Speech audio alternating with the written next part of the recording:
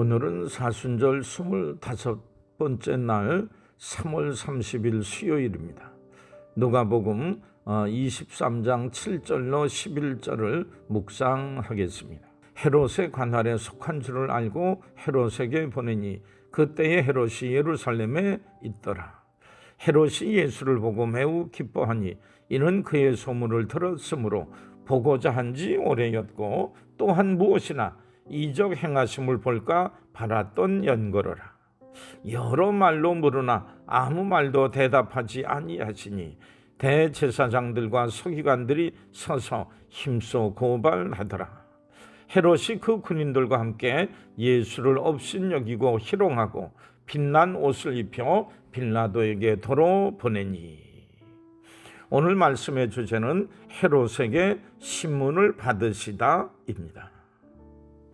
빌라도는 예수님을 처형하는 것이 부당한 일인 것을 알고 있었습니다. 그래서 분봉한 헤롯 안티바스가 예루살렘에 있다는 것을 들었을 때 예수님을 헤롯에게로 보내 그가 사건을 맡도록 했습니다.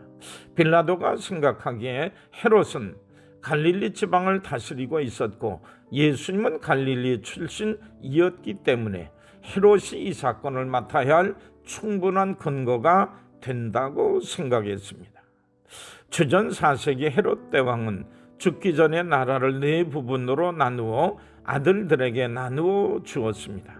그중 갈릴리 북쪽 지역은 아들 헤롯 안티파스에게 주었지만 그에게 왕이라는 칭호를 주는 것은 거부했습니다.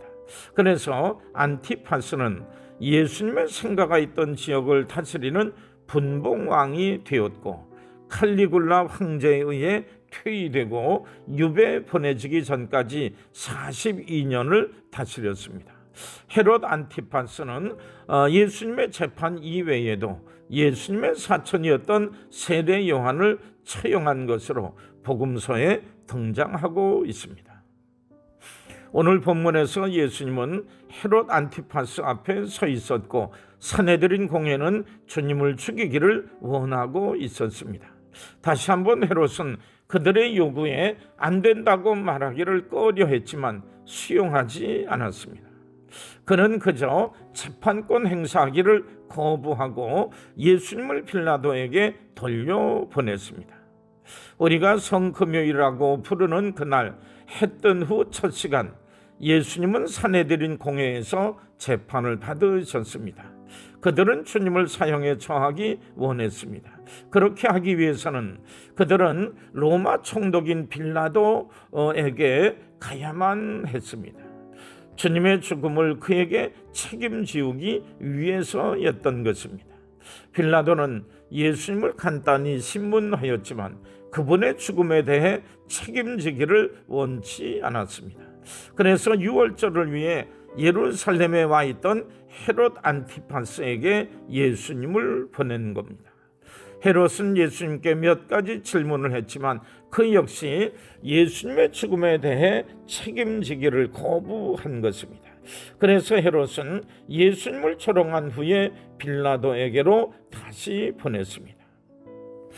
어떤 지도자들도 책임지기를 원치 않지만 그들 모두에게 근본적으로 책임이 있었습니다.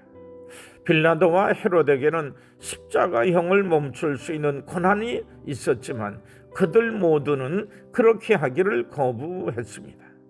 잘못된 일을 멈추지 못하는 것 자체가 도덕적으로 이미 큰 잘못입니다. 여러분은 헤롯과 같이 잘못된 일을 멈추라고 말할 수 있었지만 그렇게 하기를 거부했던 적은 없으십니까? 빌라도와 헤롯은 그들이 멈출 수 있었음에도 불구하고 멈추지 아니하였기에 큰 죄를 범했을 뿐만 아니라 하늘을 우러러보아 부끄러운 삶의 결과를 얻었다고 볼 수 있습니다. 우리 함께 기도하시겠습니다. 주님, 당신은 내가 외쳐야 할 때 침묵했던 순간들을 알고 계십니다. 당신은 잘못된 일이 이루어졌을 때 내 몫의 책임을 지기보다 남에게 책임을 전가했던 적을 알고 계십니다. 나로 하여금 다른 사람을 비난하는 대신 잘못된 일이 일어나기 전에 먼저 그것을 막을 수 있도록 인도해 주옵소서. 예수님의 이름으로 기도합니다. 아멘.